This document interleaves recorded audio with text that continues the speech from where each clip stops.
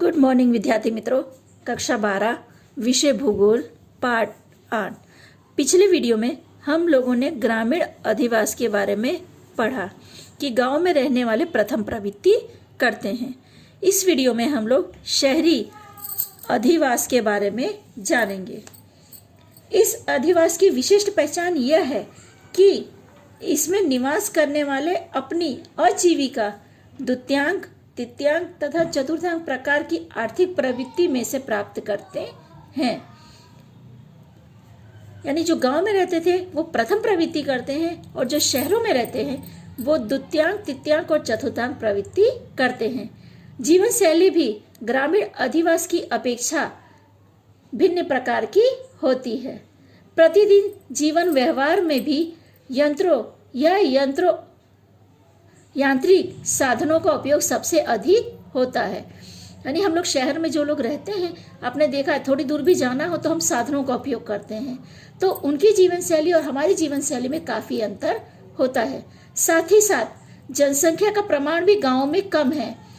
उसकी अपेक्षा शहरों में क्या है, जनसंख्या का प्रमाण भी अधिक है तथा घनत्व भी ग्रामीण अधिवास की अपेक्षा अधिक देखने को मिलता है। यानी ये दोनों में बराबरी थी कि गांव में और शहरों में काफी अंतर है। आप देखते हैं गांव में जनसंख्या का प्रमाण कम है और शहरों में जनसंख्या का प्रमाण अधिक है। अगला टॉपिक है शहरी अधिवास के मापदंड। नगर कस्बा शब्द को अंग्रेजी प्राय शब्द टाउन है, जबकि बड़े नगरों को सिटी या शहर कहते हैं। ऐसा माना जाता है कि सिटी शब्द की उत्पत्ति लैटिन भाषा का स्वीटाज से हुआ है। हमारे यहाँ नगर और शहर ये दोनों शब्द अधिकांश रूप से एक दूसरे के स्थान पर प्रयुक्त होते हैं। पारिभाषिक रूप से इन दोनों शब्दों का अर्थ भिन्न है। शहर की परिभाषा कई विद्वानों ने दी है। विभिन्न देशों में किसी भी अधिवास को शहर कहने के लिए कुछ नियम निश्चित किए जाते हैं।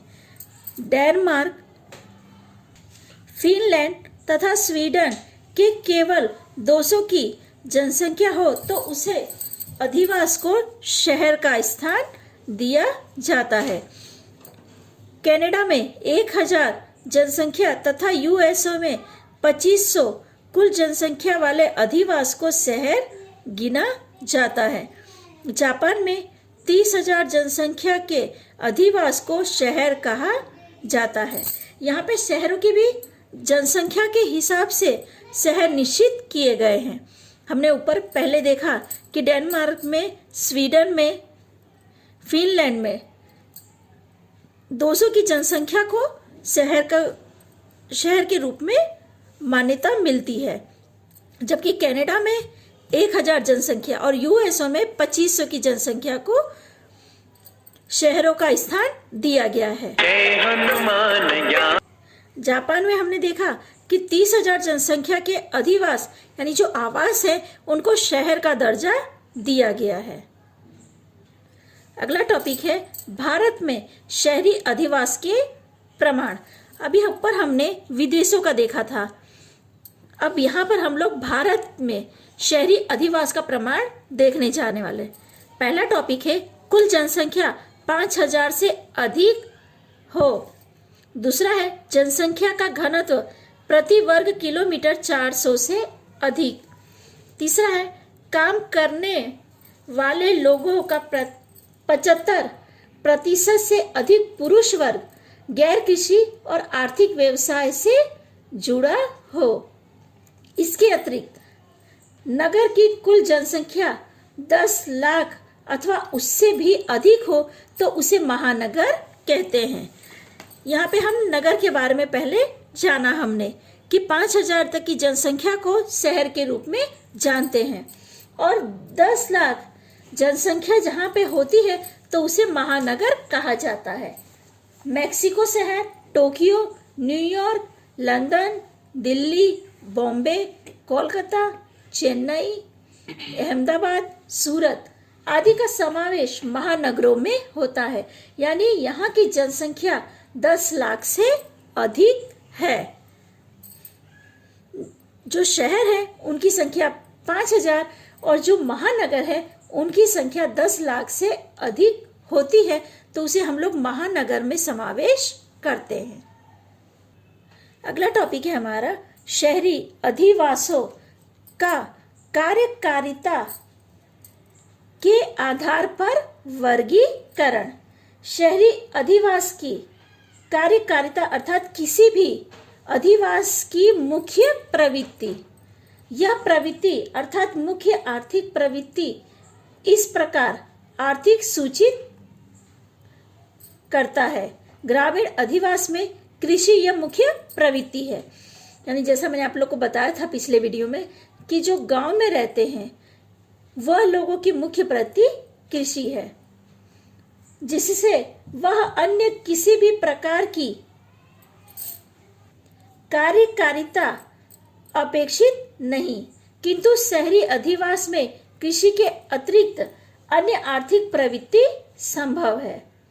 विविध कार्यकारिता के आधार पर शहरों का वर्गीकरण किया गया है, यानी जो लोग गांव में रहते हैं उन लोगों के पास कृषि के अलावा कोई भी दूसरा आधार नहीं होता, यानी कृषि आधारित और भी प्रवृत्तियां वो लोग करते हैं, जैसे पशुपालन हुआ या जंगलों से लकड़ी काटना या फल को इकट्ठा करना, या ऐसी प्रवृत्ति जो प्रथम प्रवृत्ति पर आधारित होती है। पर जो शहर में रहते हैं ये लोग क्या है, द्वितीय प्रवृत्ति, तृतीय प्रवृत्ति और चतुर्थ प्रवृत्ति करते हैं, यानी कृषि के अतिरिक्त इनके पास आर्थिक प्रवृत्तियां होती हैं। तो यहाँ पे हम नीचे विविध कार्यकारिता के आधार पर शहरों का वर्गीकरण किया गया है उसके बारे में जानेंगे। पहला है प्रशासन केंद्र। कई शहर नगर उसके शासकीय कार्यों के कारण अधिक महत्व और प्रचलित बन जाते हैं। राज्यों की राजधानी उसके उदाहरण है। प्रदेश, जिला, तालुका क्षेत्र में प्रशासन के उद्देश्य से किसी एक नगर को पसंद किया जाता है। ऐसे नगर को प्रशासन केंद्र कहते हैं। कोलकाता, लंदन, रोम आदि अनेकों नगर जो प्रशासन चलाने वाले बड़े केंद्र हैं। चंडीगढ़ तथा गांधीनगर में यानी ये जो दोनों शहर हैं नव आयोजित प्रशासनिक केंद्र हैं। आप लोग ये याद रखना, नव आयोजित प्रशासनिक केंद्र चंडीगढ़ और गांधीनगर है। यहाँ पे आपको ये समझाने की कोशिश की गई है कि प्रशासन केंद्र का अर्थ होता है कि कई शहर उसके जो राजधानी है उनकी वजह से प्रचलित होते हैं। राज्यों की राजधानी उनका उदाहरण है, यानी उनकी वजह से वो शहर प्रचलित हुए हैं, तो उन्हें प्रशासन केंद्र शहर के रूप में जाना जाता है। ठीक है विद्यार्थी मित्रों, आगे के चारों टॉपिक की चर्चा हम लोग अगले वीडियो में करेंगे।